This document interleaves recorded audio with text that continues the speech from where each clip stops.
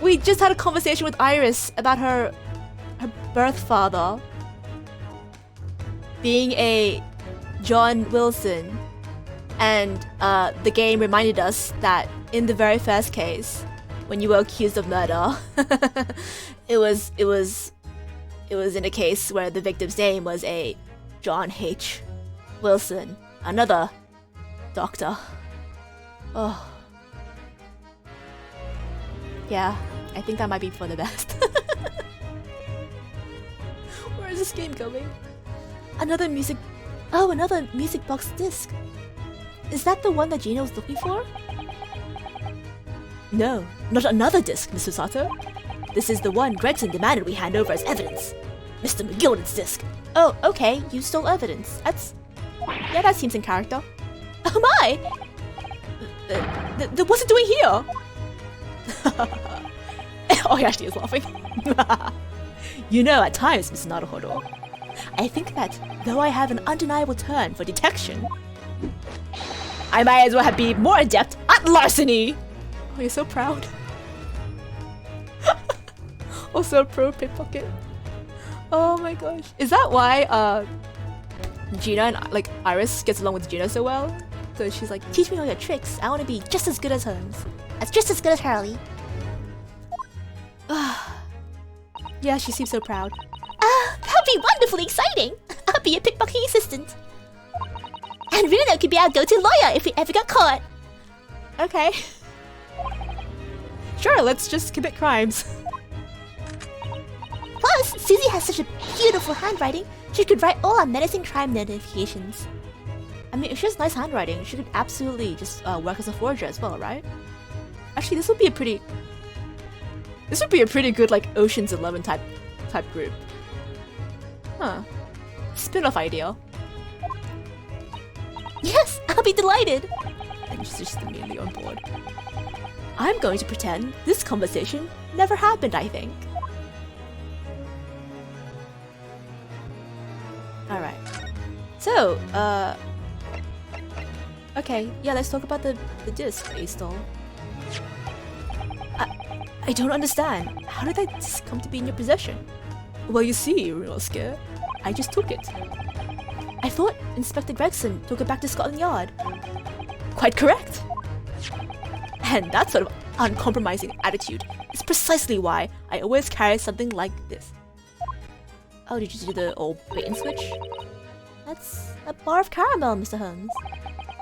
Your one and only friend in times of loneliness, if I'm not mistaken. If you will humor me, my dear fellows, cast your minds back to when the good detective confiscated the disc. I'll be taking that, whatever it is, of Mr. McGilden's down to the yard, thank you very much. So hand it over. Oh, yes, of course. If the police demand something as evidence, my dear fellow, I have no choice but to capitulate. It's all yours, Inspector. For the briefest of moments, I had the disc in my hand, did I not? Yeah, you did, but I still don't understand. It was at that precise moment that I summoned one of my only friends into action. Oh, summoned my one and only friend into action. I pressed the disc into a pair of... fucking... piracy. Ye old musical piracy. Actually, this is how they pirated vinyl discs back in the day. You literally just do this, and then just cast your own, vinyls. I pressed the disc into a pair of bars like this. That's amazing. The disc and all, the minuscule protrusions had made an image into the caramel. Indeed, this caramel is quite exceptional. I developed myself, you know. Suitably soft for making impressions, but resistant to melting, the results of precisely controlled solution. Result of a precisely controlled solution. How extraordinary! Carrying a pair of these on one person's frequently proves very useful indeed. Take a house key, for example. A simple press, and its unique form is duplicated. I can enter anyone's property at will, and never without high sucrose nourishment.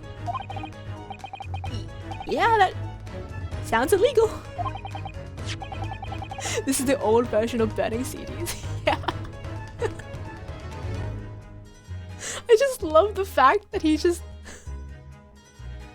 like the whole caramel thing. He's like, yeah, it's dual purpose. I can eat it, have a little snack. Fucking pirate music discs, copy keys. Sky's the limit. Oh, but how do you have did you have like a smelting thing here? Where'd you get the metal from? And from the image, I was able to recreate this. I confess, I was most curious to know what manner of music would issue from the disc when played. Okay, let's talk about the music on the disc. Do we have the appropriate music player even? Do tell us, Mr. Holmes, what music does the disc play? Well, unfortunately, I have no idea. No idea? None whatsoever. Are you familiar with the workings of a music box, my dear fellows? No, I'm afraid not. Goodness, you don't know, Bruno? Technology hard. Inside a music box, there's a special metal piece called a comb. That's what produces the sound. Small protuberances pluck at the different teeth of the comb as they rotate past it, making the different notes. The first music boxes to be invented used a rotating cylinder with protuberances on it.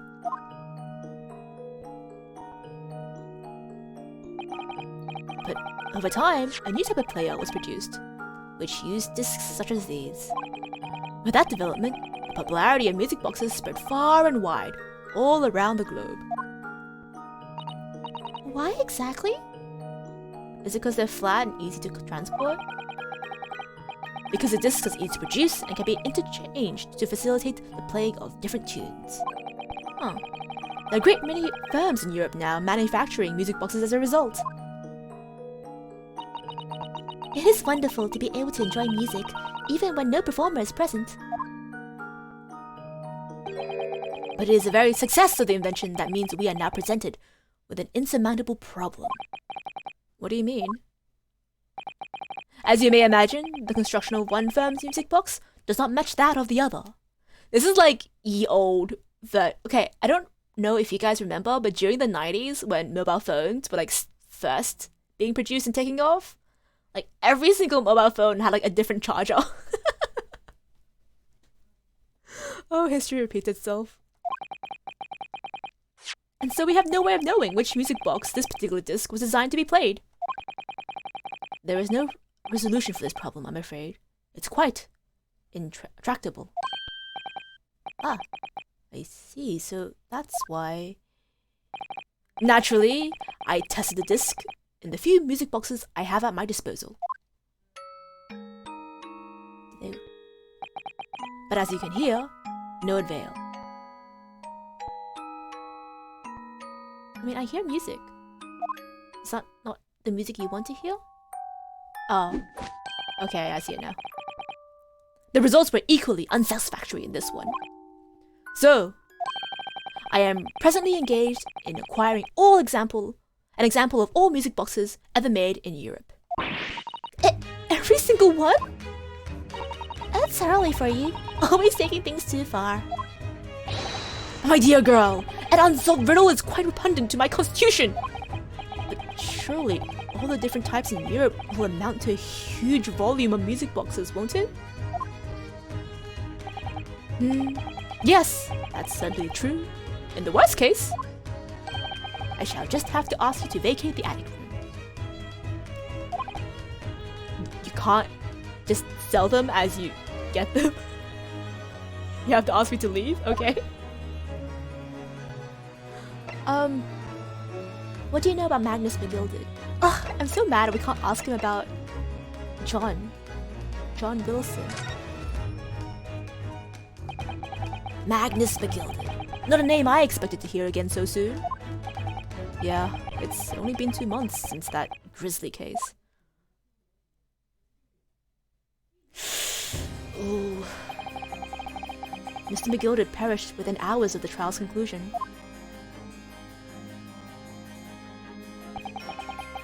Was it the curse of the Reaper? No one knows. Still now. The omnibus was reduced to a pile of ash. Not a shred of evidence remained. And with that man's death, the truth about the murder in which he was so intimately involved was buried. Bitch ass. Even though we successfully established Mr. McGilded's innocence in the trial, the newspapers are still claiming that it remains an unsolved case. Blah. The murder of the brickmaker, Mr. Thrice-Fired Mason.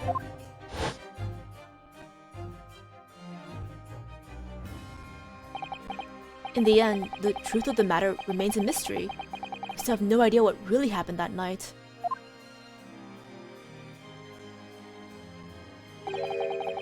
And although Mr. McGilded was found not guilty through my defense, I still don't know if that was the right judgment or not.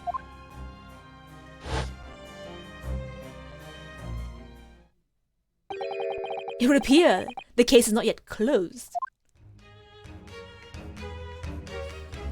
Yeah, we have new evidence now. Well, it's time I start getting things ready for dinner, I think. Do you need help, sweetheart? Ginny will be here before long. Do you need help cooking? Do you think that perhaps you, an adult man, should assist the child in the kitchen? Where there are knives and fire? You know? Just a thought. Well, you must let me help you then. Okay. Of course, Susie. There's plenty to do. I think I shall investigate the condition of my faithful performing partner. Now then, where did I leave it? Let this be a lesson to you, Mr. Holmes. Never leave anything too precious with the pawnbroker. Or at the very least, double check before you run off with the item. Yes, you may be right. Oh, that reminds me. Of something Mr. Windybank said before. He said that he had a manuscript of irises in pawn, didn't he? Did he? Yeah, he definitely mentioned it. Wait, was it not Iris's?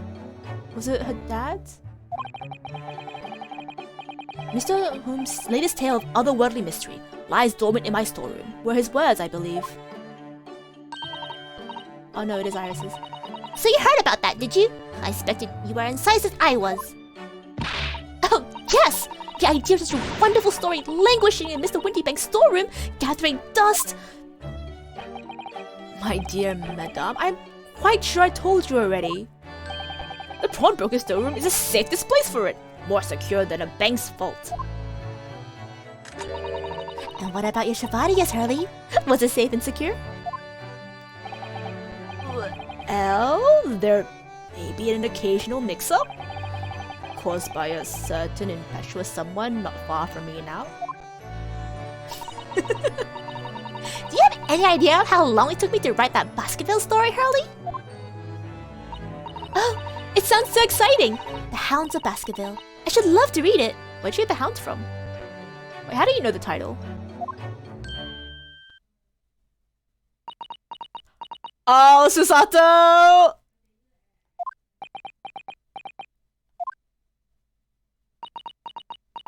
Did you commit a crime also? Oh, Susato, sweetheart. What's going on? Ryosuke, sweetheart. Someone has been sneaking. Exactly. Oh, I'm surrounded by thieves and pickpockets. I love it. This is great. Susato really justifying the sus in her name. Susato. I can't believe she's such a big fangirl that otherwise she's like straight as an arrow. She's like, no, for this I'm willing to commit crimes. Why is it that every time Susato commits a crime, it's like academia related? Like first she steals some papers and now she's like sneaking a read at a book. Why does it feel like an icy chill just swept through the room? Susie? What did you say just now? You said The Hounds of Baskervilles. But how could you have known the full title? Well, that's because Mr. Sato is such a great fan of all the stories about Mr. Holmes, of course. Oh, ride and die. Defend her. But Bruno, The Hounds of Baskervilles has never been published. What? When I showed Hurley the manuscript, he told me that I wasn't allowed to publish it yet.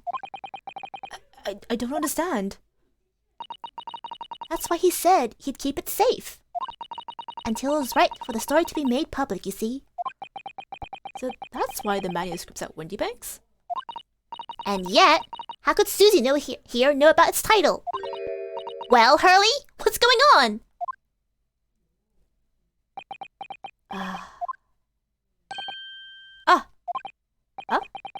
What is it, Mr. Holmes? It would appear our guest has arrived.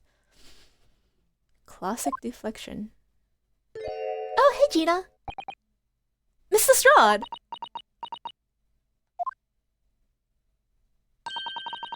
This was a bad idea. I knew I weren't welcome. I'm going! No, stay! We're gonna have dinner. No, wait! Mr. Strahd! We've all been eagerly awaiting your arrival. Haven't we, Iris? Oh no, she looks like she's gonna cry. Oh no. Oh yes, just wait here, Ginny. I'll have everything ready in a jiffy. Oh, she's so mature. Oh, Iris, I'm so sorry. Susato. Come along now, Susie. Right, of course. It's a pleasure to see you here, Miss Lestrade. Please, make yourself at home. Don't stand in the doorway, my dear girl. Come along in. What say you to some medicine? I won't take no for an answer. Meddlesome it is, then.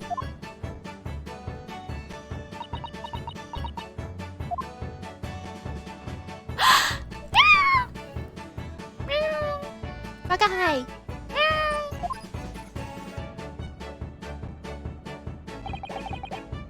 That evening, Iris prepared us a meal that was even more delicious than usual. Mr. Sholmes' violin performance was no way meddlesome, and Gina, as we came to call her, taught us all how to steal things from one another without being noticed. Everyone thoroughly enjoyed themselves well into the night. Ah, that's lovely. This is so nice that it's giving off, gee, I sure hope nothing bad happens. Oh, God.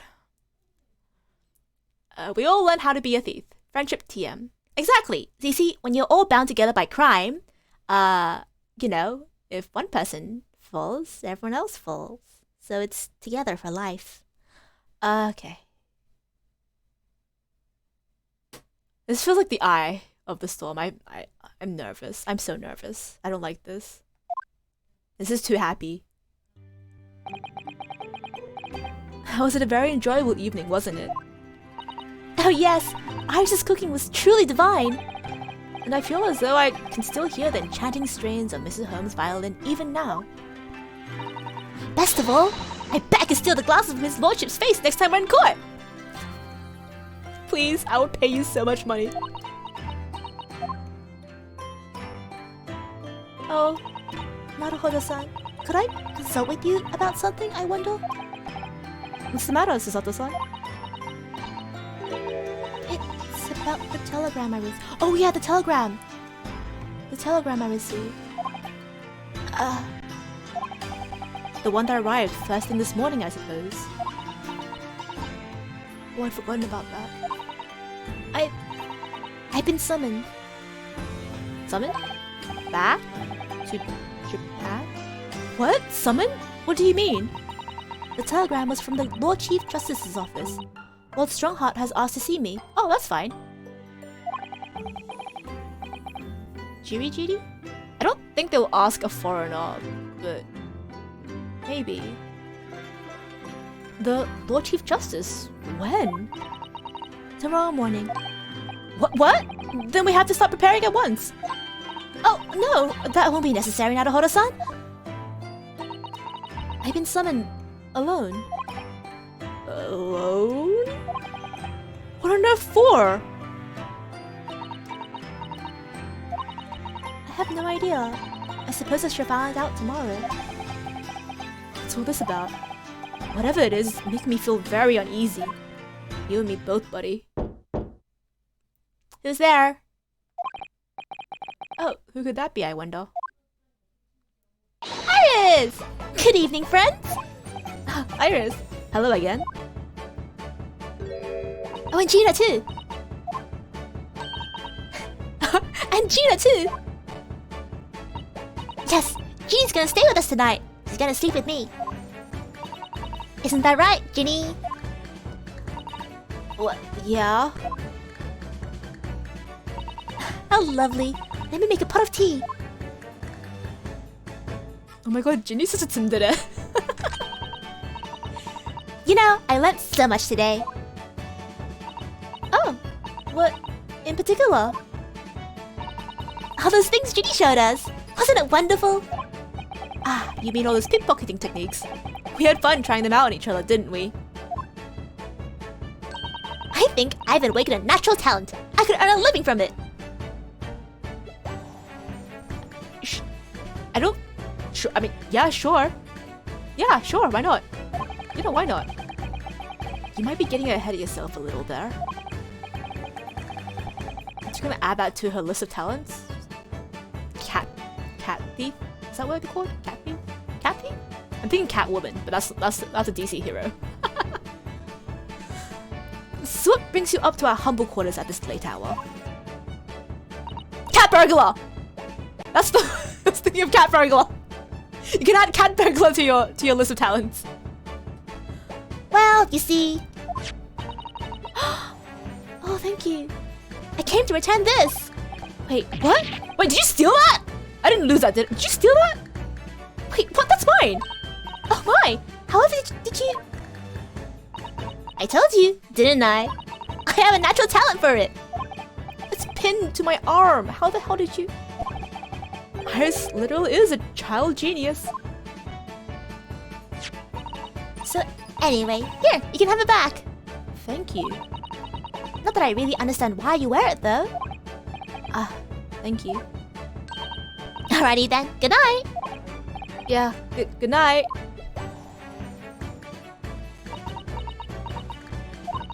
So this is your office, is it? What do you think, Ginny?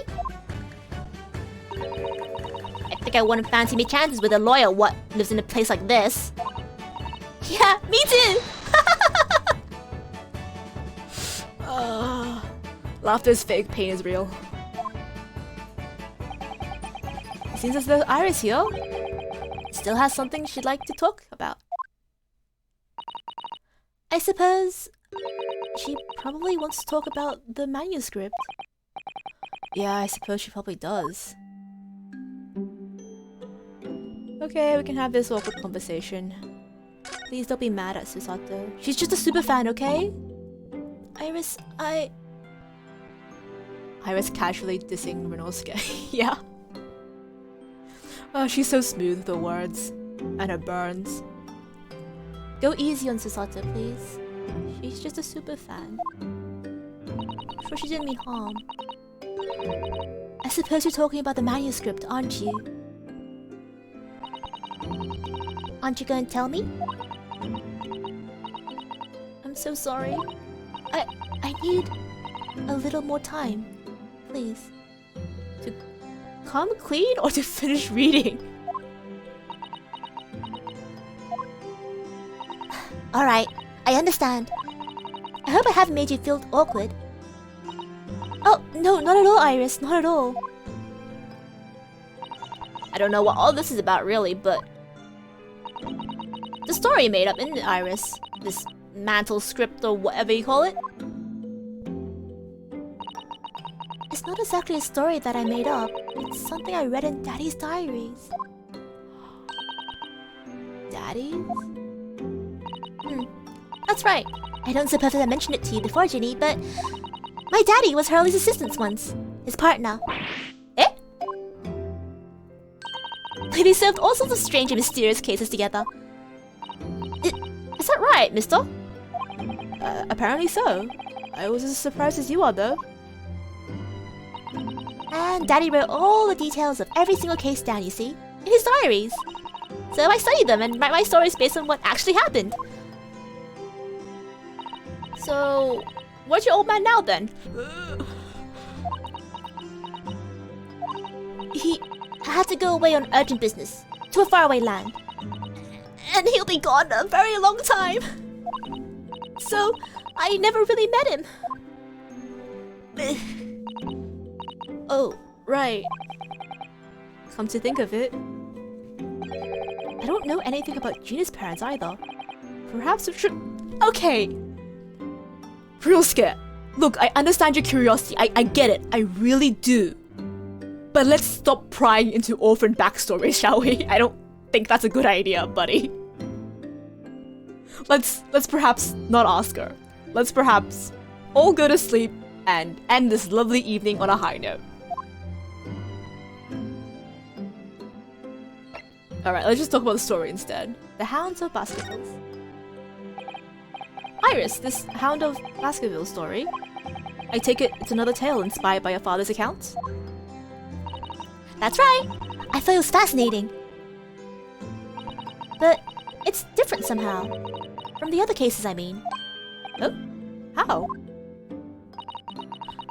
I don't really know, but it must be special in some way.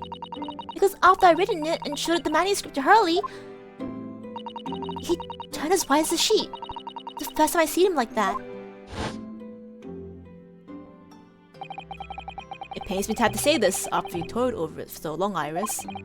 But this story must not be published at this time, under any circumstances. But why not? It's one of my best works! I'm not at liberty to say, not now. So please, don't ask me. Alright then, I won't. But I do solemnly swear that I will explain everything one day, Iris, when the time is right. And that's how the manuscript came to be in Mr. Windybank, isn't it? Yeah. Hurley said it had to be somewhere very safe. When it gets my goat, it does. It's trained like a child. To be fair, Gina, she is a child. It's mean, that's what it is. Keeping secrets like that. I'm sure Mr. Holmes isn't trying to be mean. If he said he wasn't at liberty to talk about it, I'm sure there must have been a very good reason. I think so too. You're a lot too trusted for your own good. Can't pull the wool over my eyes. Holmes is lying to Iris. I bet my life on it. What? Hurley's lying to me? I don't think... Gina! Gina! I guess we gotta talk to her now. Are you standing here? There you are. Gina! Okay, let's not talk about your parents. Let's talk about your life first. Oh, jeez. Gina, what do you mean? When you said you know Mr. Sherms is lying to Iris. Well, he reckons he popped that mantle script or whatever, right? But come on! It's obviously a load of rubbish! Why would you think that, Gina? It's simple. That story was really in old Windybank's storeroom. There's no way someone from halfway around the world, in other words, you, would know about it. Ouch. Ah. Sorry, Iris, but if you ask me, he sold it. Without telling ya. But Hurley would never do something like that. I'm sure of it. Grown-ups do a lot worse than that, believe me. Barefaced lies, the law of them. You just ain't realized it yet.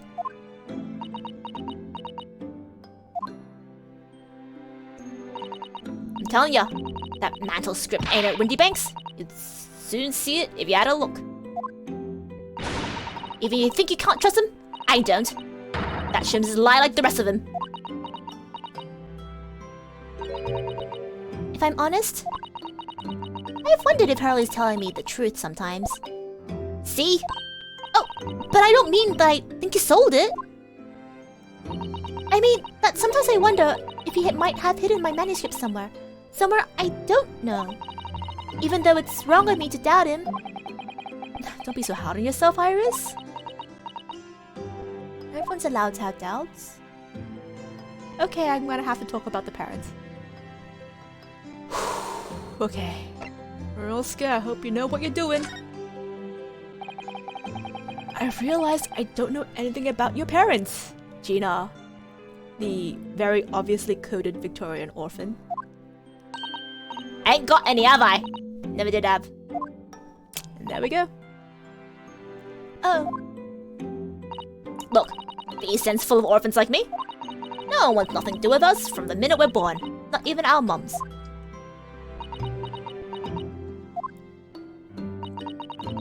But we're stuck together. The older ones look after the little ones, make sure they get by. So that's why you're a pickpocket. Ha! It's my life.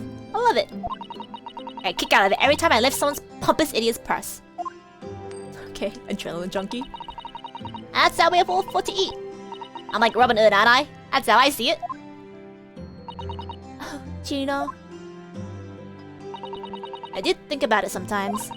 What it'll be like to have parents, I mean. I've always thought it'd make everything right. But I haven't listened to what Iris just said. Sounds like having parents ain't always easy either. Oh.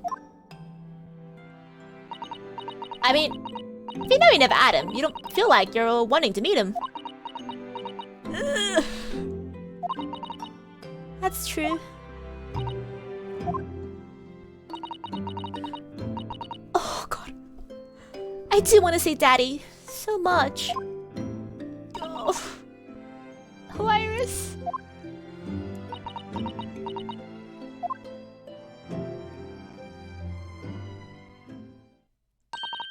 Oh my goodness, look at the time! Come along, Jeannie. We should get back downstairs. Yeah, alright. And please, don't mention any of this to Hurley, will you? No, of course not. Good night then, Iris. Good night, Gina. You must let me make breakfast for you tomorrow morning. I insist. Oh, yes, please. I can't wait, Susie. Good night, then.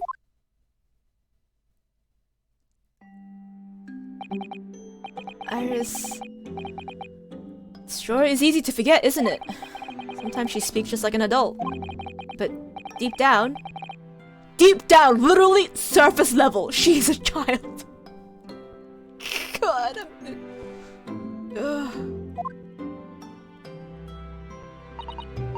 Well, I think it's time that I turn in for the night too, Naruhodo-san.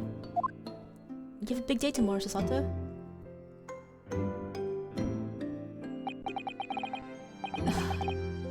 Dr. John H. Wilson. Iris's father. But also... the name of the murdered visiting professor at Yume University. It can't be a mere I mean, it might be a mere coincidence. John's a common name. Wilson isn't an uncommon last name, right? But the H of the middle name makes it a little bit dicey. And the both being doctor's part also makes it a bit dicey, but... there's something deeper going on.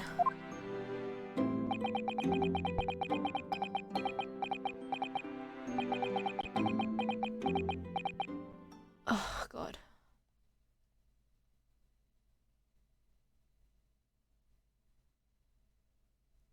Naruhodo. Mr. Naruhodo. That voice. That's... Mr. Holmes? Oh, it's Mr. Holmes. What's going on? This is the middle of the night. It's Mrs. Strahd. She's gone. Gina?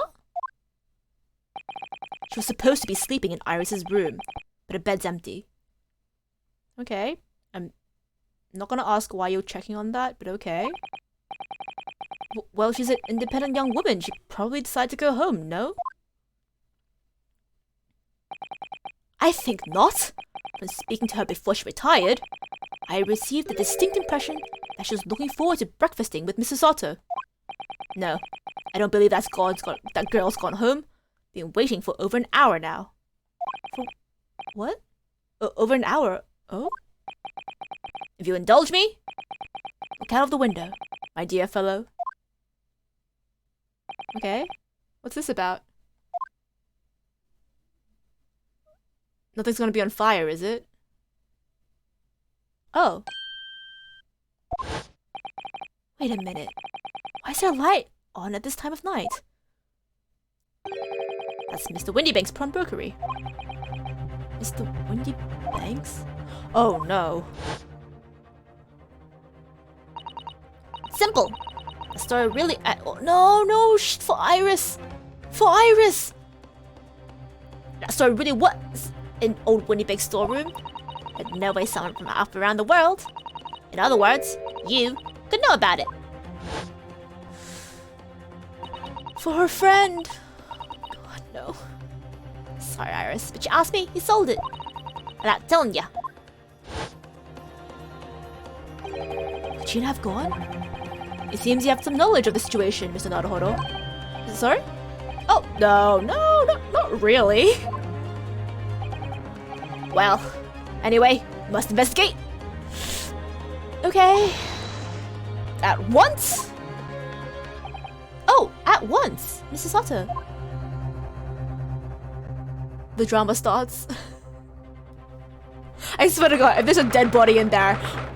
Is Gina okay? Gina? The door to Windybanks is open. And the lamp is burning. It must be Gina, mustn't it? Let us hope it's nothing more sinister. Don't jinx it like that! Oh God. What? Come, there's not a moment to lose. Clearly something is afoot inside. No dead bodies, no dead bodies. Oh, there's blood. No, there's blood. Gina, are you okay? There's no one here. Oh yes, there is. Soto? Mr. Holmes? What? Has Holmes been shot? Leave me, Mr. Naruhodo. But... what the fuck is happening? After them! Go! Right!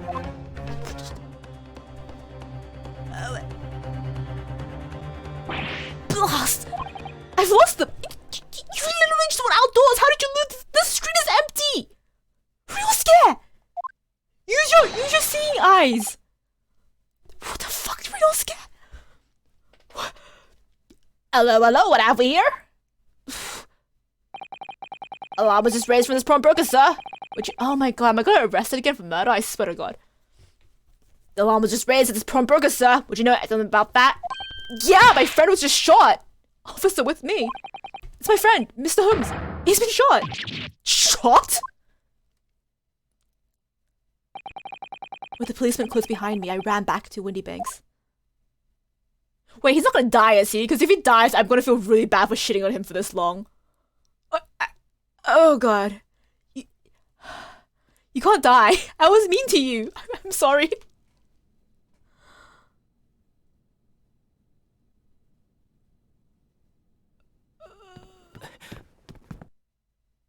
Oh God, my computer's gonna die.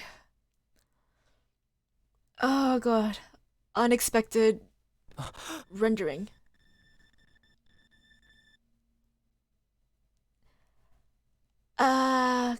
Well.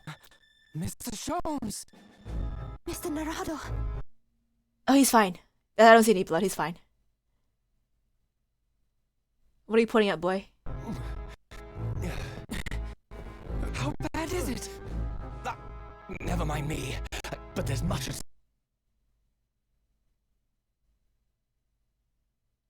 Wait, what's... Steak. Is there a dead body in there?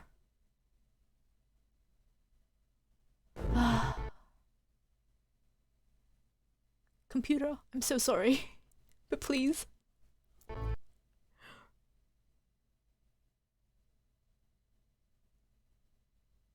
Render better. Behind that door. A dead body. Gina? Gina! Oh no, is Gina okay? In the storeroom.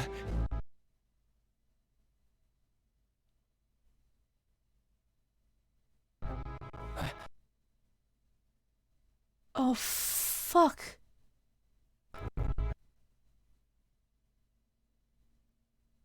Wait, to be continued? You son of a bitch, you can't do that, no. We're not to be continued. No. I'm saving my progress on, and I'm gonna keep going. Fuck you. No.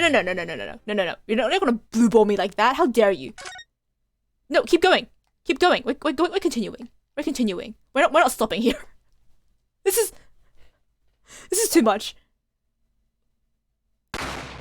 Oh god.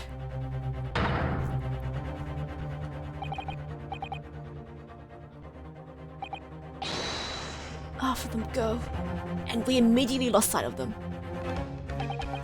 Behind that door, in the storeroom. Hurry!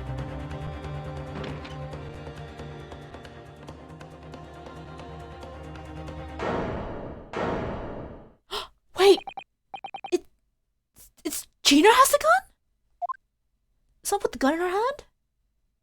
Left, right. That's her right hand. Is she left-handed? Left, right. She uses the coin tricky thing in her right hand. She might be right-handed. From that moment, Windy Pink's Pawnery became a crime scene. Everything that followed happened in a whirlwind of activity.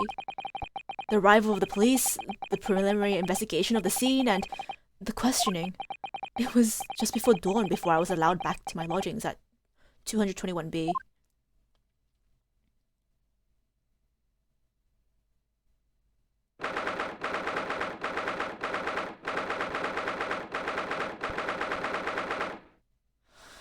Oh man. Indeed, the drama is starting. This is... Oh, Iris, oh no. Oh, Iris, indeed. The crime finally happened. Were you just waiting for... No, I guess we were all waiting for the crime to happen. Because, you know, in this game, there has to be a crime. Oh my gosh. But that was... Like, I expected us to just stumble across a body, you know? Just like, oh yeah, we talked to that guy. And then, alas, he's dead. I guess that did happen. But Oh, Gina as well was also caught up in it. And for Iris, because of that stupid conversation we had. Oh god. This is why I said we should have just gone to bed. We should have just left the night on a high. Now Sherlock's been shot as well. I hope he's alright. Oh, this poor 10-year-old. A telegram came, but all it said was, wait at home. Oh, yeah, we asked one of the policemen to have it sent. It was simply impossible to come back. When I woke up, I was all alone. Hurley and Ginny were gone. Everyone was gone. What happened, Bruno? Poor Iris. She's trembling. She's obviously trying very hard not to let herself get too worried. I'll explain everything that I know. She's a 10-year-old. She doesn't deserve this. Oh my gosh. Something awful's happened, hasn't it? Yeah, I'm afraid so. Oh, Iris, sweetheart, I'm so sorry. Wait, Susato's situation? Is she still being called in to, like, the Chief Justice? Is she in trouble? Oh god, there's too much going on. I'm sorry to have to tell you this, Iris, but Mr. Windybank is dead. He was shot. We discovered it in the early hours of the morning. Oh, yeah, I had a feeling. You did? Well, I saw all those police carriages pulling up outside his shop, so I knew something must have happened there. When we entered Windybanks in the small hours, we were disturbed by a gang of 2 thugs. They ran out in the street and I chased after them, but they got away. So, One of them who shot Mr. Winniebank, I suppose. I don't know, but that's not what the police believe at the moment. Oh, why not? I feel so bad for all the AA kids for being involved in such massive messes. They all gotta have trauma. God, for real! Like here, we have like a teenager and a child being subjected to things they should not be subjected to. And like in the original trilogy too, we had Pearl and Maya, right? Also like an 8-year-old and like a 16-year-old. Oh god. And in the newer trilogy, like Athena was also pretty young, wasn't she? Ooh. They be living lives. Oh god. Oh, Iris, I'm so sorry. They've arrested someone else as their prime suspect, you see. Gina. Ginny? But why? Well, the thing is... No, Ginny wouldn't do something like that. I know. None of us think she did it. Then why have they arrested her? I'm sorry. There's nothing I could do.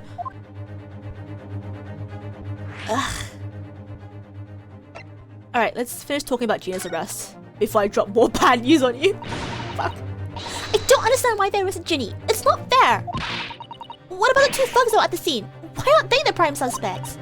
After all, they shot her. Ah! Okay, I don't have more bad news for you. I have good news for you, I think. They shot her like dead, didn't they?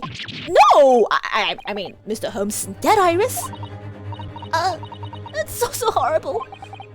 The thing is, Mr. Windybank was found on the floor in the storeroom where he keeps all the deposited articles. And the storeroom door was locked from the inside.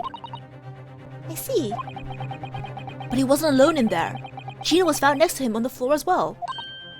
Oh no! And according to the detectives who investigated afterwards... Don't tell me. There was no one else in the room? Yeah, exactly. How'd you know? It's the only explanation. Yeah, the only explanation indeed. I mean, couldn't someone have just lifted up the little cubbyhole and shot him? I don't know. We'll find out what happens, I guess.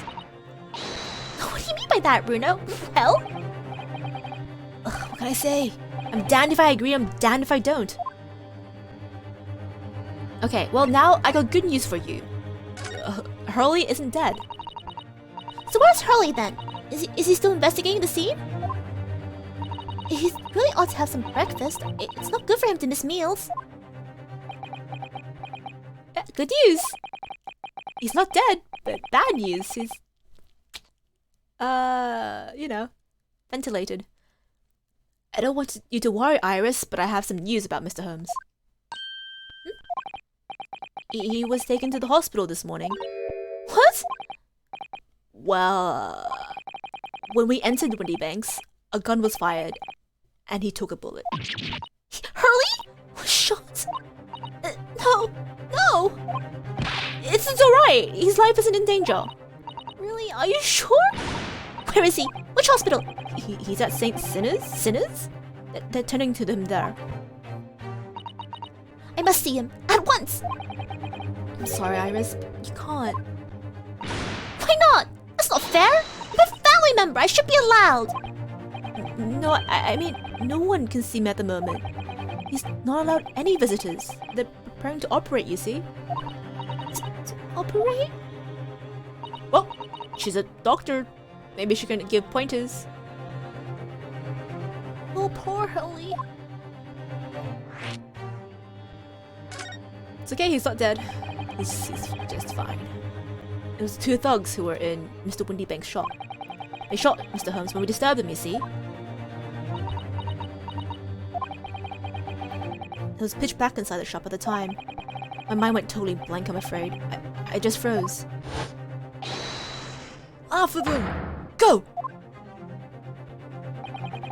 After that, I ran out into the street, but... well, they were long gone. I shouldn't have hesitated. So sorry. It's my fault. I let them get away. I think... that's a very good thing. So now I can hunt them down and kill them myself. Sorry? Well, if you'd seen which way they went and chased after them, you might have been shot as well, Bruno. Okay, she's much nicer than I am. On top of everything else, I couldn't bear that. Oh, Iris. It's okay, we'll hunt them down. Where's Susie, Bruno? She's still at the police station. Oh, why? I expect she's still being questioned. The police said they wouldn't be finished for a while. Weren't you there then? I didn't get a good look at the criminals anyway, so they weren't questioning me for long. And Mr. Sato stayed behind at the scene to tend to Mr. Holmes, so they didn't get started until later. Ah, I see. Besides, one of us had to come back to be with Iris. Oh, Iris. I'm glad Inspector Gregson agreed to me leaving early. Oh, Gregson, you good man. You should have let me know. I would have come to the station.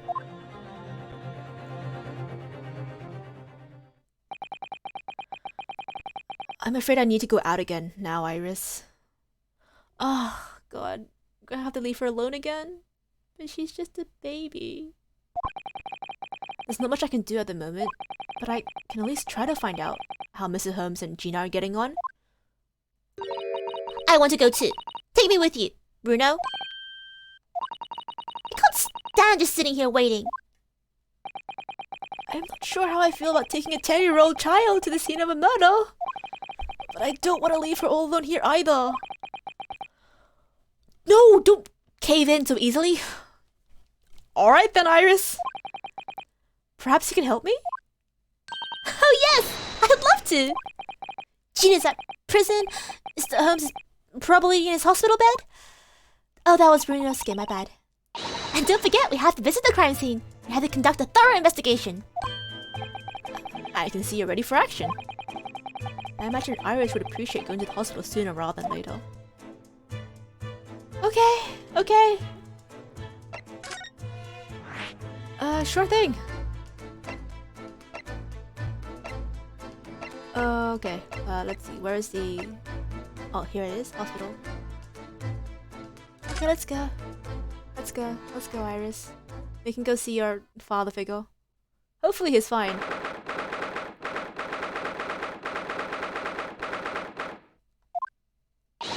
Hurley!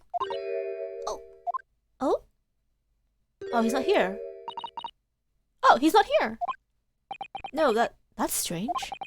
The nurse definitely said he was in bed by the window, didn't she? Oh, I know what's probably happened. Hurley's being a big baby, and the bullet wound wasn't so bad, so he's been sent home. I'm not sure about that. Baby or not, there's no question that it was a fairly serious injury that Mr. Holmes suffered. Oh. Hello? What over here? This ward's off limit. It's no visiting. So what are you doing here, eh? This is his daughter? We're visiting. Well, I'll help you know where Hurley's next of kin. Eh? Oh! Well, begging your pardon then, ma'am. Sir? A little lady and a curious easel gentleman? Great. Mysterious soul versus mysterious family, eh? If that's how you see us, sure. Where is he, Constable? Where's Hurley? I believe he's currently in the operating theatre, ma'am. Undergoing an extensive operation. Extensive? Has been several hours since we're in. Oh dear. Is he going to be alright? Well, those appear to be working, you see. Anesthetic, that is. Okay. That's a relief to hear. God, I keep forgetting this is the 1800s, 19th century surgery. Let's hope he doesn't just fucking die of an infection off of this. Oh! I've heard a report that the gentleman claims he may have had a little too much to drink last night. Coffee, that is. Anyway, it would be fair to assume that it wouldn't be back here for several hours yet. I see. Thank you, Constable. Perhaps we should leave and come back later. Sorry, Iris. Oh, poor Hurley. Okay. We'll come back later. Don't worry. We'll visit Gina first.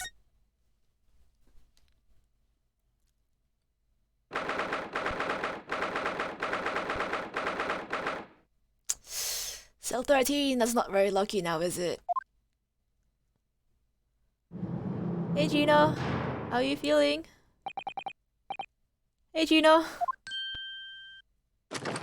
They let you keep the gun?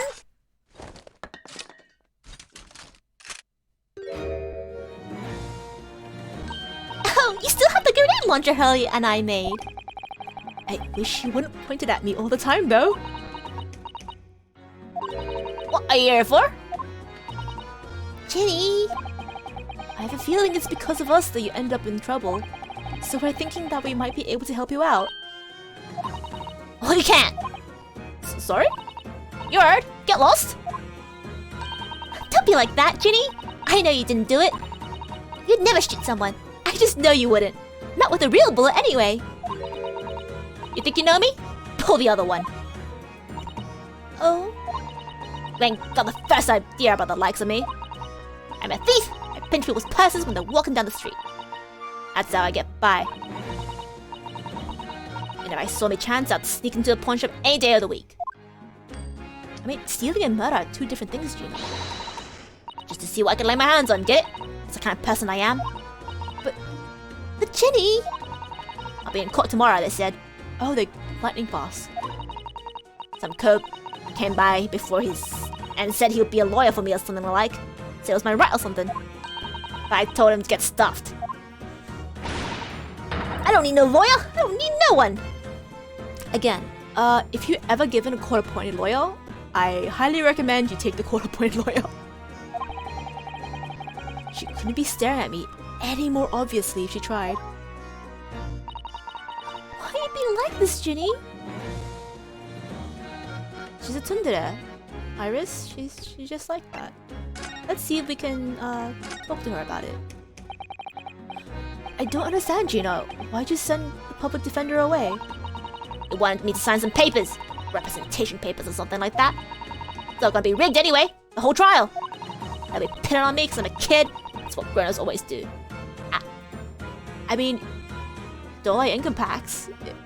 If you're like actually a kid, you can basically get off scot-free because you can say that you didn't understand the consequences of your actions. Wait, how old are you again? Are you under 15? Oh, never mind. You might be tried as an adult. My bad. Okay. 17's a bit old for a kid, isn't it, Gina? Why do you think that? But that's how it's always been for me, growing up in this black slums. My whole life. Do what the grown-ups tell you, get your mates dragged off by the coppers. Or worse. I've had it happen to me before and all. Been sold out and nearly stuffed in the back of it. Nearly snaffled on the back of it. Can't trust no one. That's the point. As soon as you do, you're gone to grass. Dead. Oh, Gina, listen. If you like, in tomorrow's trial, forget it! Ginny! Don't you trust Bruno? Nah, don't. Do you trust Iris at least? Look, I'll ask you nicely now. Just leave me alone. Gina, what happened? Can you tell us what happened, Gina? Last night at the pawnbrokers. There's nothing to tell. I figured it'd pay me, so I broke into the place and started going to the storeroom. Well, bloke walked in on me and you know the rest. Wait, why are you admitting to a crime you didn't commit? Well, I'm assuming you didn't commit. What's going on here? What the fuck's happening? But why, Ginny? Why would you do that? Ain't it obvious? Place is full of stuff I could sell for a shilling or two. Living ain't easy, you know? It's a lot of work. Half the time you don't even get nothing. Is that really why you broke into that place? What? Are you sure the true reason wasn't something else? Oh, give it a rest. Won't be the point anyway, eh? Nothing I could say would make a blind bit of difference.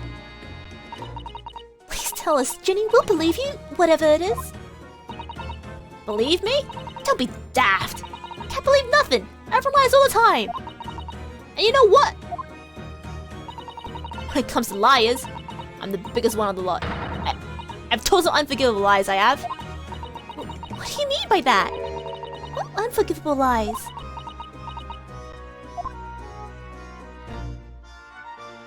Are you alright? You want to talk about it? What do you mean before, Juno? When you said you were the biggest liar of the lot. Why don't you tell us what these unforgivable lies you told are? Maybe we can help. Sorry. We're out of time. Gonna want to question me now. Eh? Ginny, please. Yeah. I want to give you this. Something to remember me by. Oh, Kitty! A photographic print? A really adorable cat. I found it in one of those pockets of this coat. Ain't no point in me having it. Wonder what little photograph like this was doing in the pocket of an overcoat. Anyway, don't bother coming again. Bye. Oh, Ginny. White cat photograph has been added to the cover.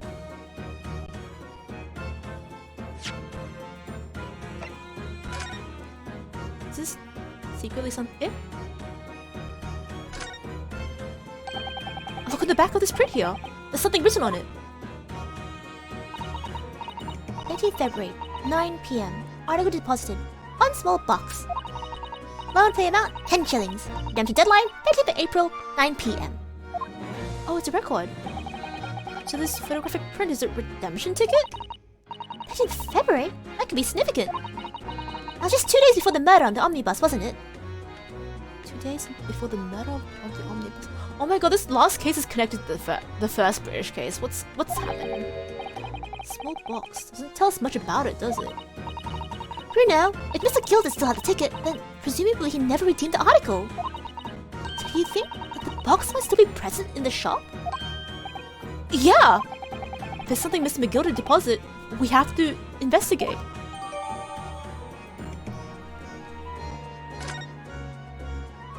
Kitty is very cute though. Kitty. Kitty cat. Okay. Okay, we'll see you later. Is Holmes okay now? No? Okay. I guess we will check out the scene of the crime. I hope Sasato comes back soon.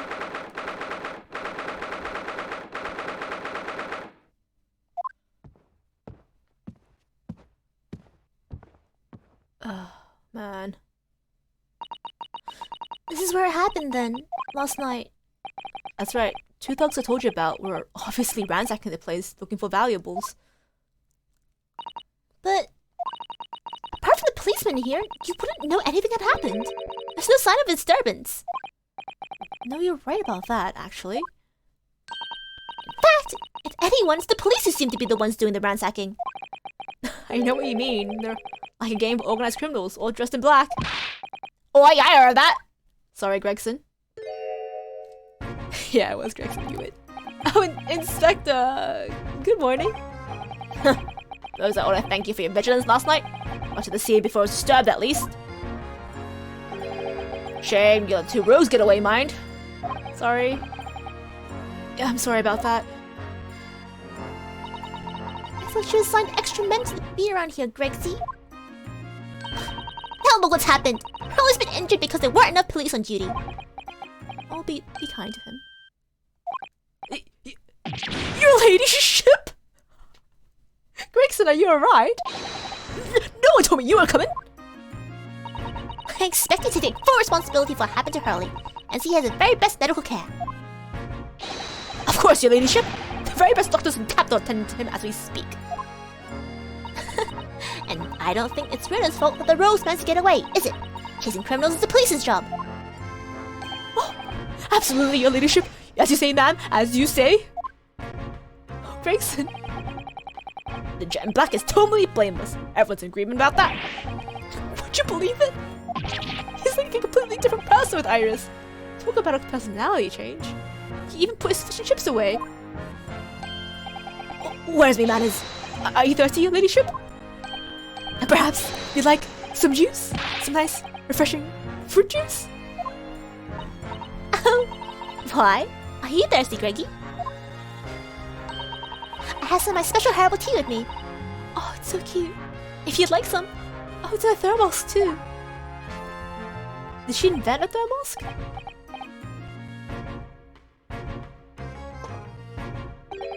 Ah, lovely. Ta, very much. Really hit the spot, your ladyship. I don't even recognize him like this. Oh, that's incredible. All right. Now that you're in a great mood, can you tell me about the investigation? So, how's the investigation going, Inspector? Nothing to it, really. Very simple case this is. Some very definitive evidence. She's about to charge that diver we arrested last night, in fact. Gino. Gino? You're gonna charge her? That's right. Should be able to bring her back before the judge at the Bailey tomorrow. Definitive evidence, you say? Where is it? Come on, show me! Your ladyship, as much as I wish I could oblige you, I'm afraid.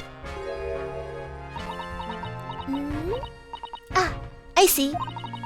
You've already captured the pair of thugs who broke in here last night, have you? And you're going to put them on the stand as witnesses, are you? How could you? No! How could you possibly know that? I had a feeling, that's all. Remind me never to try to keep a secret from Iris.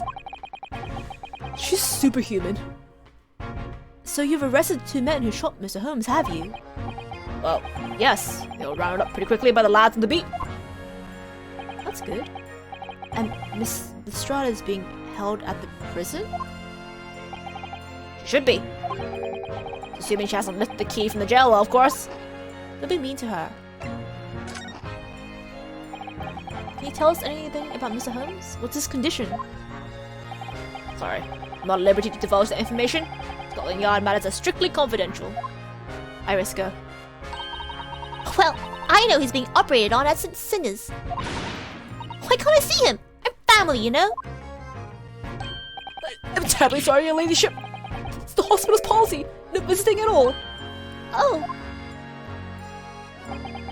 The bullet must have hit an artery on his midriff. Lost a fair bit of blood. An artery? An artery? And he's alive?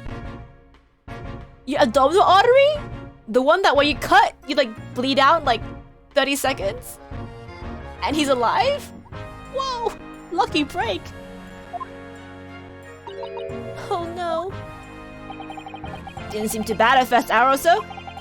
But a hemorrhage like that is enough to make even the one and only Sherlock Holmes pipe down. Mr. Holmes is a human like the rest of us, you know. Well, anyway, he's having emergency surgery right now. Got a slappy lead. but will he be alright? Won't he? They'll be able to make him better? Oh, of course, your ladyship. He'll be right as rain before you know it. Really? How do you know? How do I know? Because, of course. Yes, because Mr. Holmes is such a great detective. That's why. You better pray the doctors have a better grasp of what's needed to make someone well again. Sherlock's not human confirmed. If he's an alien, it explains why he's like that, TM. No, but we should hope he's human. Otherwise, they'll open him up and be like, what the fuck is in here? What's all this blue stuff? Are those gills? Oh god. Oh dear. Please don't die, Hurley.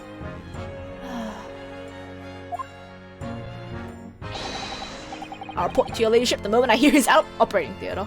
Oh, that's good. So he'll let us know when he's out. So when we can talk to him. Tell me about Iris, I guess? I couldn't help noticing, Spectre. What? Out with it, Sunshine? Well, there seems to be a marked difference between the way you talk to me and Iris. It's a sauce, Sonny. I'm a copper. We don't get in favoritism. But he's right. You do treat us differently. It's because of those Adventures of Sherlock Sholmes stories. That's why. Oh? I crop up in them, don't I? Inspector Tobias Gregson? Toby! Oh, well, yes, because you're an acquaintance of Hurley's. What did you write about the Inspector Iris? I don't remember, really. It's one of Sholmes' lines. Gregson is as smart as the Scotland Yarders, is how he put it. Oh, did I write that? And you know what that one line did for me, eh? The very next month, I paid doubled! Doubled, I tell you! Oh, shit! That's amazing! And all because everyone in the yard reads them. They all read the Sherlock Sholmes stories. And he set up a fan club for me. Of course! That explains everything. It's around that time he gave such a toady to me. A toady? Iris just creating and destroying careers at the yard without a thought. I love how she's like, I don't even remember writing that. Did I write that? And yet literally it changed Gregson's life. Oh god. Can you blame me? All it takes is one bad word from you and Sholmes could change his tune about me. And that's why he's gonna suck her up. Oh my god. Gregson, sweetheart. Gregson! No. The great detective will say, it's getting quite overrated these days. Think about what happened to my salary if that came out to print, hey? The whole thing gives me the willies. I can't tell you how many nights of sleep I lost to worrying about it. Oh my gosh. He's like, at least he understands that his whole career, like, this book made him. And it can break him. At least he's self-aware. I hope that means he didn't let it get to his head. But that would never happen, Grexy. Every month when the new Rants magazine comes out, my hands are trembling as I turn the pages. Oh, how awful for you. Here, have some of my tea to settle your nerves.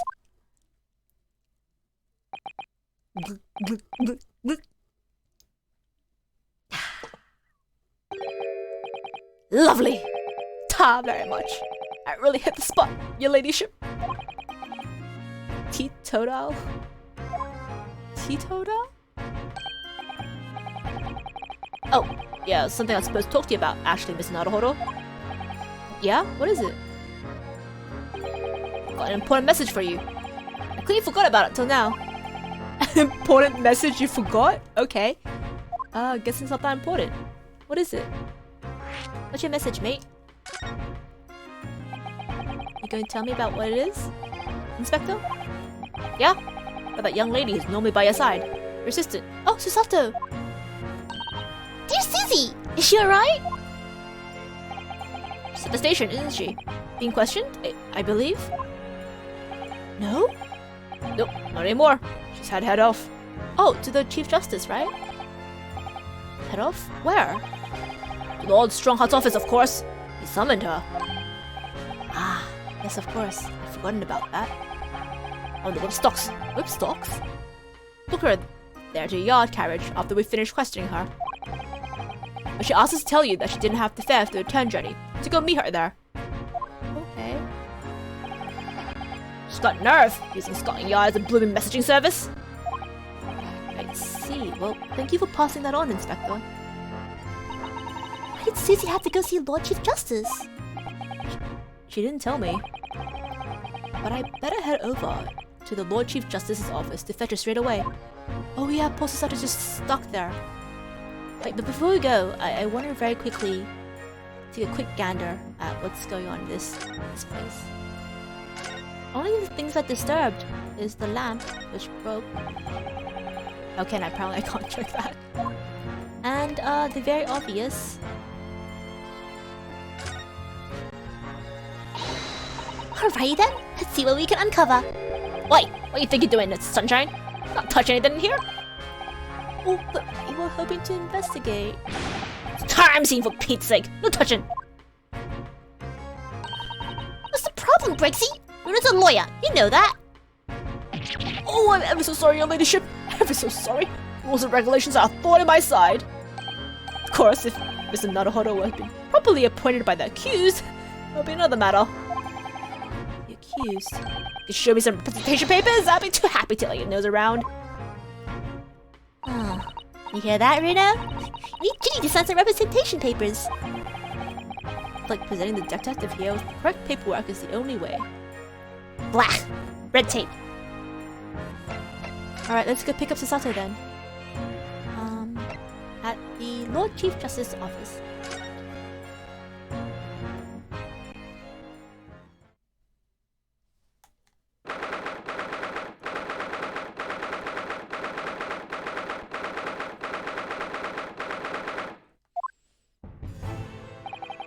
Yeah.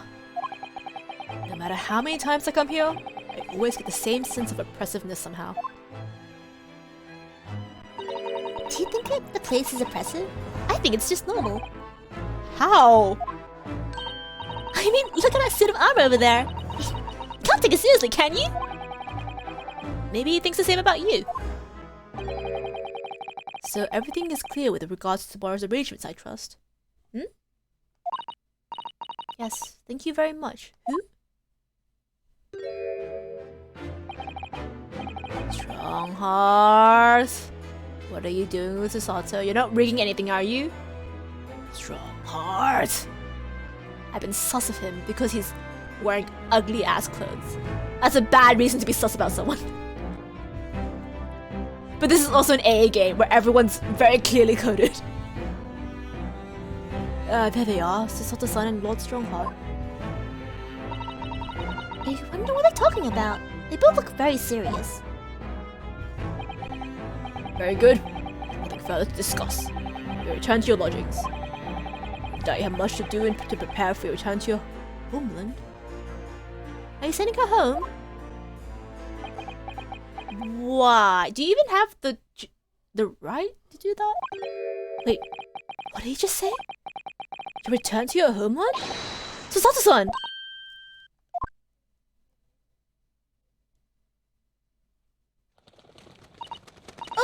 Oh, Miss Naruhodo.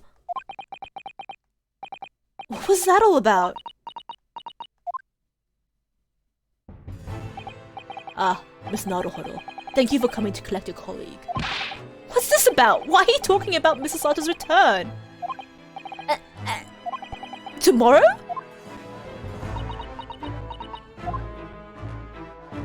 Tomorrow? But what about Chini's trial? You mean... she's been formally charged now? Oh dear.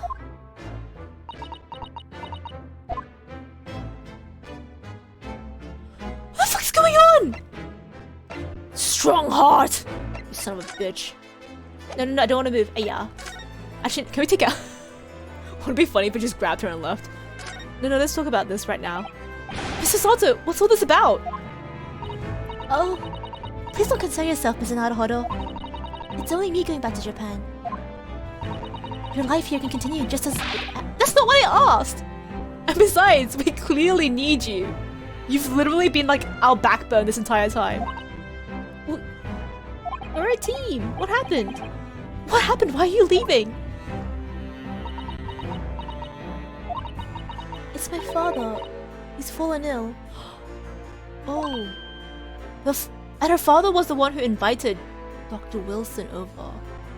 In the first place, they were friends. Wait, is he a part of this as well? Oh no! Professor Mikutobo? Wait, then why did he send a telegram asking her to wait a day if he knew that her father was ill? Why don't you just be like, hey, your dad's sick, you should probably go back home? What the fuck? Strongheart? Yes, sorry? You must be the defendant. Ryosuke Naruhodo, I believe. Yes, that's right! My name is Eugene Mikutoba. I'm a professor of forensic medicine at Yume University. Fuck you! We received an international telegram from the Empire of Japan informing us of the news. Why didn't you just forward that to her then? Why'd you make her wait a day? 10 days ago, father collapsed with a fever. The cause is currently unknown. And it seems he grows weaker day by day. Then why did you make her wait a whole day? I don't believe it. Fuck you! As you are aware, the voyage here from your country's capital, Tokyo, takes some 50 days. I thought it would be prudent to hasten Mr. Sato's departure as much as possible. Yes, absolutely. I thought it'd be great to hasten his departure. Oh, I'll just send her a telegram asking me to meet tomorrow, rather than right now, when I get the fucking letter. What are you playing at, sir? What the fuck are you playing at? Is this real information? Can we telegram to confirm?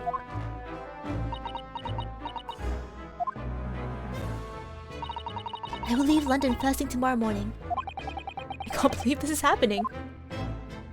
So Susato, you alright? Will you be alright? On Ginny's trial, we'll send you a telegram. So Ginny's been charged? She'll have to appear in court. Yeah, she was formally charged a few hours ago. And the date of the trial has already been set for tomorrow.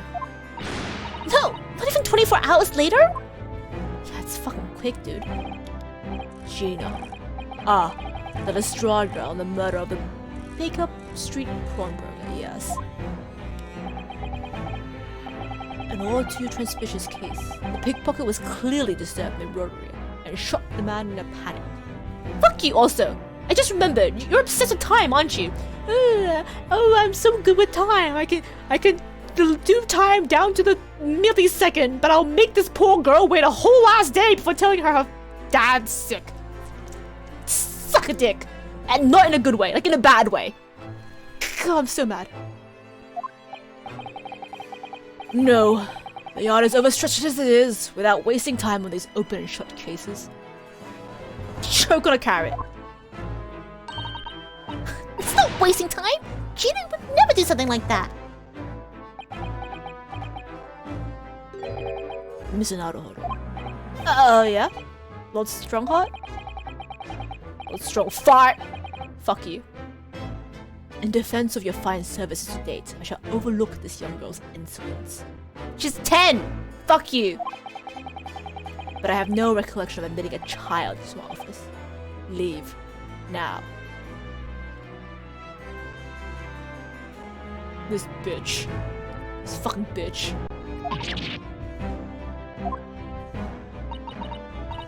Of course, Lord Strongheart. I'm gonna grab that fucking candlestick and I'm gonna beat you to death. Okay. Criminals will tell the most powerful lies in order to evade justice. The police can ill afford the time it takes to unravel all their untruths. Meanwhile, more crimes are perpetrated. There are far more serious matters with which to contend. Serious matters? Didn't Gregson mention something like that yesterday? Yes. Inspector Gregson made a similar remark yesterday. It's no concern of yours, but I'm sure I need not remind you of that.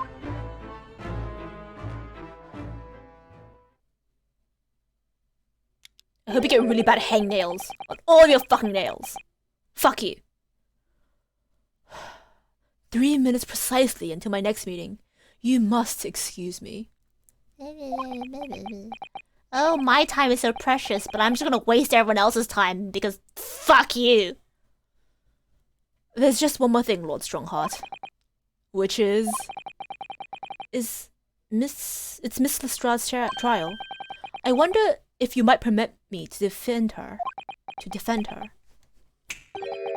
A timely suggestion. Sorry? The girl currently has no representation. But, that's not fair. Yes, she may have been a pickpocket, but she still deserves a fair trial. Do not misunderstand me, young lady. The government provides all those too poor to afford representation with a public defender.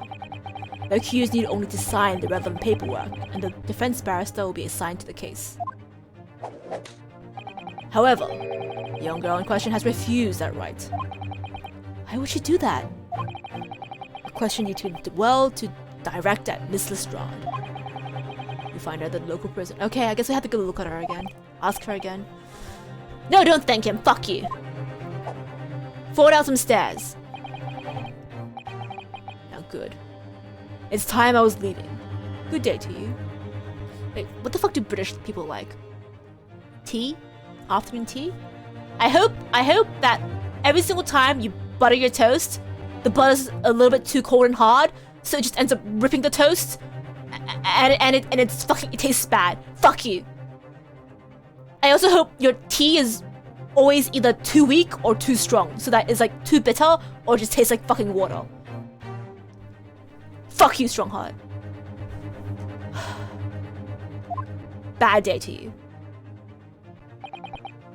If the government provides the defense, what happened in Matilda and Natsume's cases then?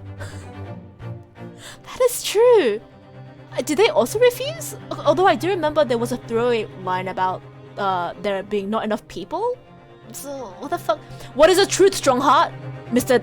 Lord of Liars? They provided a Japanese exchange too.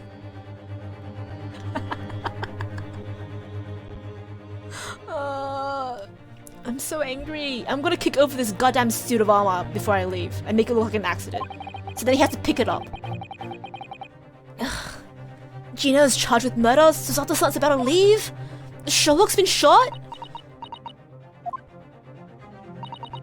Come, Miss Naruhodo. Iris, we must make haste. But, Susie! You're leaving for Japan tomorrow morning, aren't you? Don't you have packing and things to do? As Mr. Naruhodo's judicial assistant, my personal circumstances are of no consequence. My sole purpose remains to help you in whatever way I can. Oh man, the kids in this game are more adult than the adults. Thank you, Mrs. Sato. It's a very pensive look. I think we ought to visit Junior first. In any case, I should like to wish her well before I leave. Oh. Yes, that sounds like a good idea. Let's go! I'm honest, this has completely thrown me off. I'll just have to do what I can, as a lawyer. Alright. I want to pick this up, and knock this down, and then I'm gonna run for it. Fuck that guy. Susato is too nice. She should think about her own problems more. She should! She's always putting other people before herself. This case is making me so sad.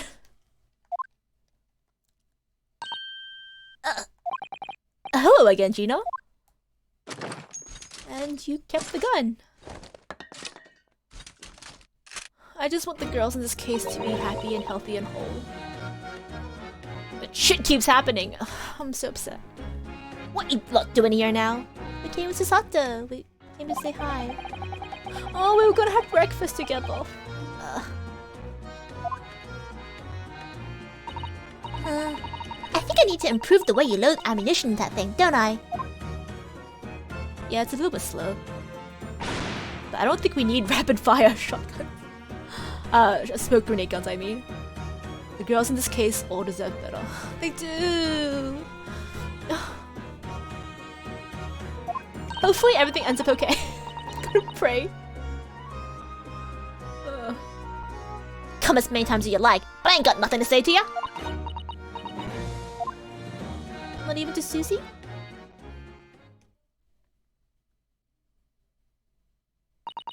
Chino, I wonder if you might hear me out.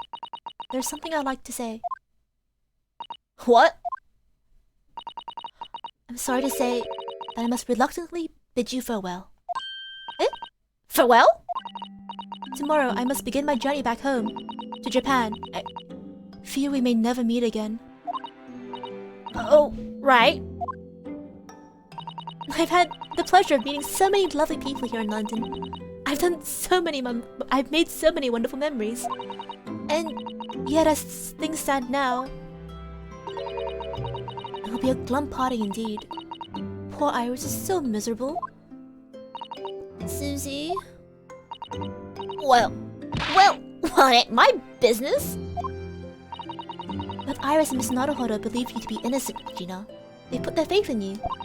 But somehow, you can't find it in your heart to put your faith in them. Yeah, that's right, I can't. What of it? It grieves me greatly to say goodbye to my friends when they're so clearly unhappy. Because of you. Did not pull that punch at all. What? It's my fault? Yes. So I have one final request, Gina. Before our paths may never cross again. Right here and now. I want you to show both of them that you don't deserve the faith they've invested in you. Eh? Only by doing that will you truly be as alone as you claim to be. What are you talking about? What are you expected to do, eh? You told us that everyone lies. So prove it! By admitting one of your own untruths. What about what you said before, Ginny? You said something about unforgivable lies?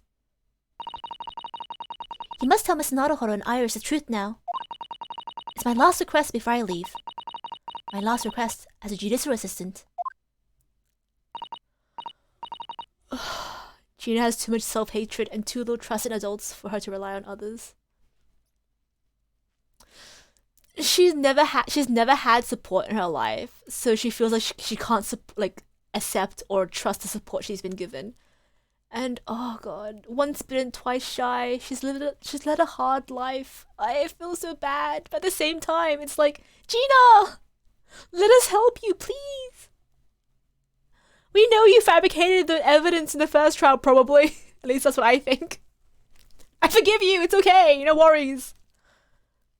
No, I can't. Whatever these lies are, they're obviously weighing very heavy on Gina's mind. Gina, I could be wrong, but is it something to do with what happened 2 months ago? Something about the trial? Hell, you could have even locked the guy in the carriage and I'm willing to overlook it, mate. The one in which Magnus McGilded was acquitted?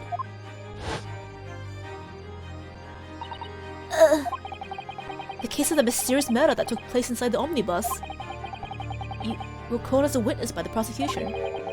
Is that what this is about? Yeah, you're right. Because in that trial, I lied. I lied like you wouldn't believe. Well, yeah, it makes sense if you weren't there to begin with. Will you tell us about it now?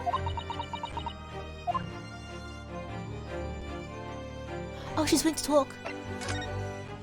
The trial 2 months ago. Like I said, all happened 2 months ago. Coppers got hold of me and shoved me in the witness stand. Based on your testimony, Mr. McGilder was declared innocent. Yeah, well, the thing is, you lied about the whole bunch of stuff. I knew it. What sort of thing did you lie about? I was hiding under the seat that night. That was the truth. Oh, that was the truth. It's pitch black in that little cubby hole. Couldn't see a thing. And then I heard that loud thud. Someone fall on the floor. And that's what Mr. McGilder discovered you? Yeah. Wait. He pulled me out from under the seat and sat me next to the dead man. Oh god, I can't believe out of all the things this part is true. Not much light to see by. When I looked at my hands, I had the cove's blood all over them. I was so scared. I couldn't even speak. You had his blood on your hands? In other words, it was Gina that witnesses on the roof deck saw through the skylight. Then Mr. McGilder started asking questions, I suppose. Who you were, why you were hiding under the seat. Yeah, he did. Only that's not all. What do you mean? I mean, he threatened me. Threatened you how? Made me swear about what I see and what I heard.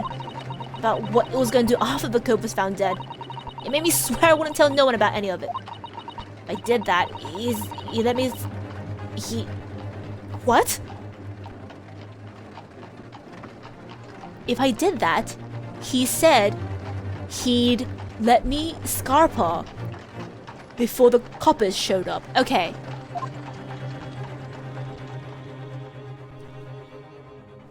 So basically he was guilty and he made you testify otherwise? That's not too bad. At least he didn't plant the evidence, right? Gina, you must tell me what he swore you into secrecy about. What you saw, what you heard, everything.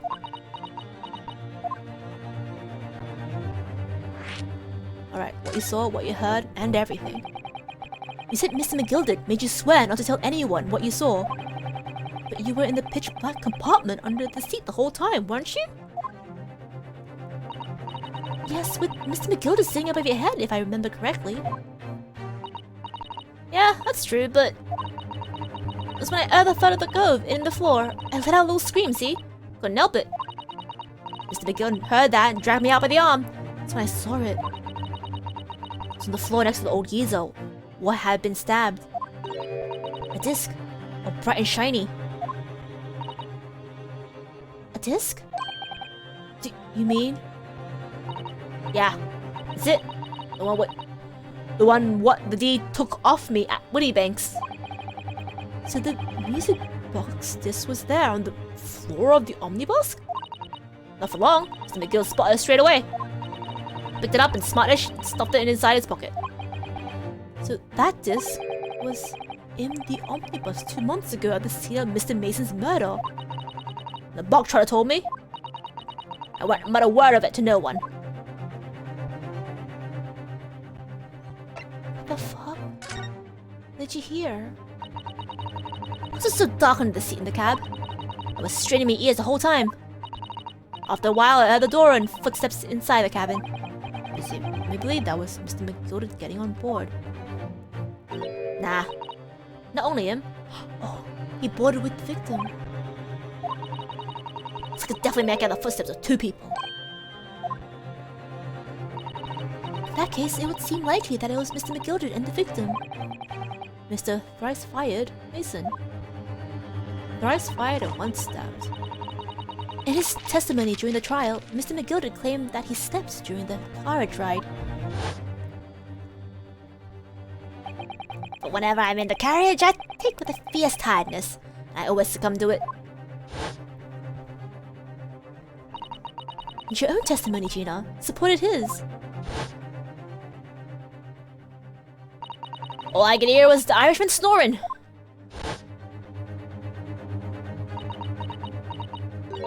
Yeah, that wasn't exactly true. Neither of them were asleep. Could hear them talking the whole time, in low voices. What? What were they talking about? Sorry, I don't know. The sound of the horses and the wheels is too loud. But that still tells us something. Mr. McGilded and the victim knew each other. Well, we already knew that, Susato. Okay, I shouldn't be mean to you. Shit. But yeah, they were in cahoots with something. So Mr. McGilded was lying, as I suspected. And what happened after? How did he sneak you out without the police finding you? I knew it weren't gonna take long before someone raised the alarm that the bloke had been killed. Yes, you're quite right. The other passengers on the roof deck noticed very quickly. So when the cab came to a stop, McGill told me to hide under the seat again. Climbed in and waited. 2 curls from up top ran to get the coppers. Yeah, Mr. Fairplay and Mr. Faust. Well, first. Right? And after they're gone, McGill asked the driver to do him a favor. Beppo! I fucking trusted you! A favor? Beppo? Now then, fella. What I need you to do is take this coat off mine and deposit it with a nearby pawnbroker. And for your troubles, let's see now. Aye, I'll give you 10 guineas. A nearby pawnbroker you meet on Baker Street? Yep, you got it. It was Windy Banks. Kochi snapped up the money and ran off to pop this coat as fast as it could. So then there was no one left in the carriage. Mr. McGilda opened the box under the seat and let me get out of there. But not without conditions. I see. What were the conditions? Pepper would do anything for money, I guess. You know what? After being underpaid and having to drive, you know, freaking horses in the cold winter, cold dark winter, like I don't blame him. In his eyes, that would have been like a victimless, you know, like they're not even a crime. Just pawn a coat, no worries. 10 guineas. But Peppo, come on, man. I trusted you. What were Mr. McGilda's conditions then? For letting you go free, I mean. Like, testify for him, right? Not telling us all. Not friend. And what about what I saw and what I heard? And there was something else as well. There's more? Yeah. This is the most important thing, he said. Eh?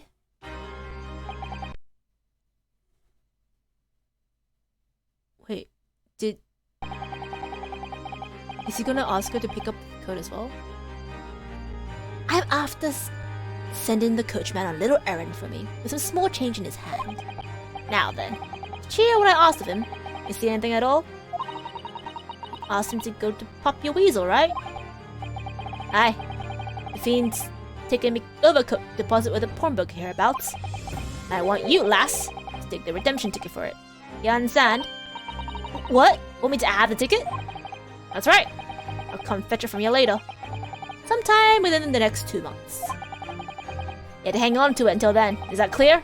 And whatever you do, don't lose it. Alright then. And in case I happen to be delayed at all, you have to go to the pawn shop, Windy Banks so it is, and you have to extend the loan before the 2 months is up. If you forget, the article will be forfeited and any old fiend could come along and buy it. Eh? But I ain't got that kind of brass. Here's £5. That should be enough. Do we understand each other, lass? Don't try anything funny now. You go against me. Yeah, I get it. Good. Oh, one more thing. A few days from now, you'll be visited by the police, I have no doubt. The coppers? Aye. They'll come asking you to take your place and stand in the court to testify as a witness. So let's have a wee chat about that, shall we? What is it, you might say? What is it that you won't?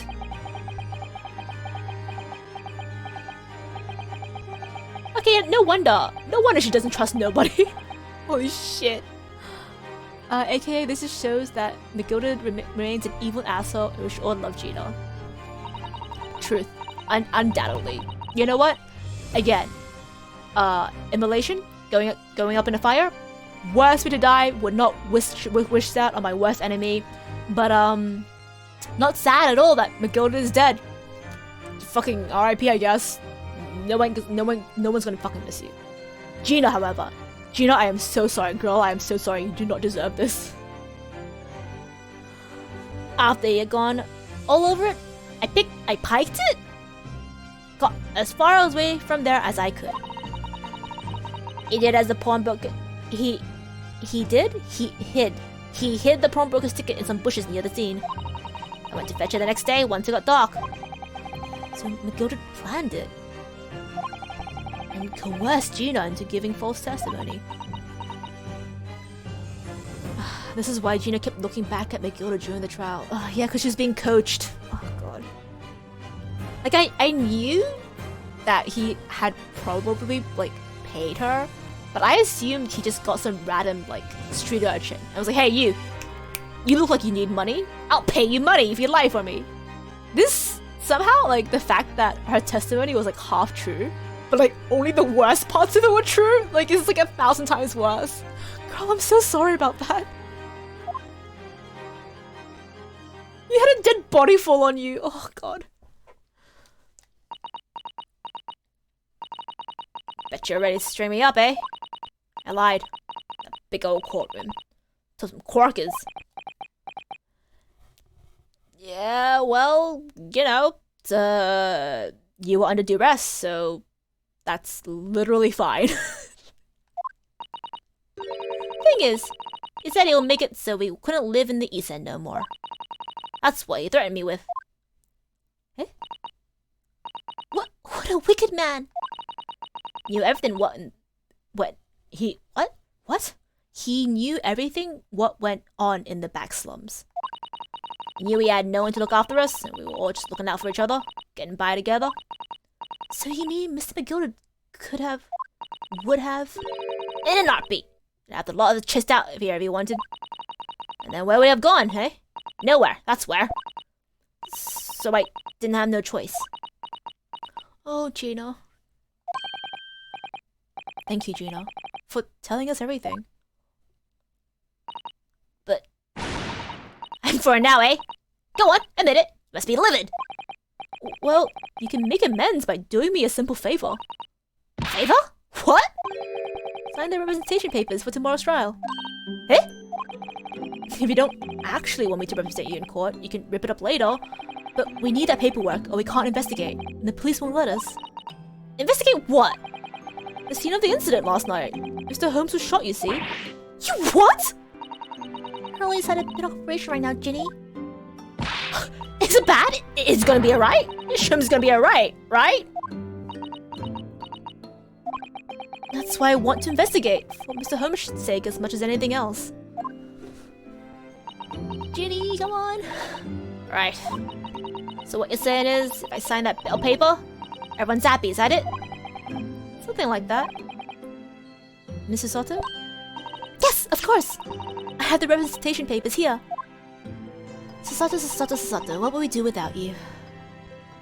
Aw, Gina cares. Yes, she's the one big tsundere, but she cares. And we care about her! Gina, we're gonna get you out of this. I don't need no one to stick up for me though. No lawyers or nothing.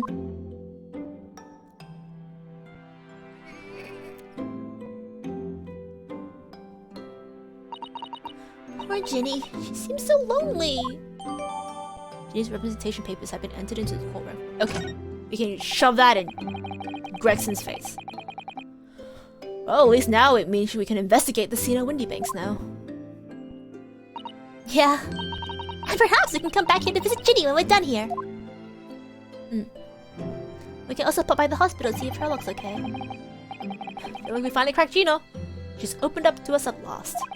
And now I have her representation papers. No one else knows just what a responsibility that is. Anyway, for now it means that Inspector Gregson can't stop us from investigating at Windybanks. Yeah. Although something tells me he's not going to be happy about it. It's okay. We can use Iris as a shield. To be continued. Okay, fine. Yeah, this has been running a little bit long. We made excellent progress today. Oh, okay. Okay, fine. We will end it here for today. But I think we made some excellent progress. We found out murder. We found out that it's all connected to the McGilded case, including Gina's testimony. And now we're going to represent her in court. We made a lot of emotional progress with Gina as well, which is, I think, the most important. Because the real ace attorney is the friends we made along the way. God, I hope everything ends up okay. I hope Susato, she's actually gonna go. Can we please send like a telegram to Japan? Be like, hey, is Mr. Mikotoba actually sick? Or is this guy just making it up? Because again, I do not trust anyone who's that obsessed with time. But I guess only time will tell. Okay, well, that's it for tonight. Thank you everyone for coming. And I will see you next time, which would be, I think, tomorrow night, maybe. Wait, I'll have to check. If not tomorrow night, then Friday. Either way, before the weekend, we'll try to get through the next part of this case because, Stakes are high. We want to find out what happens. All right. Again, thank you all for coming, and I will see you all next time. Bye-bye.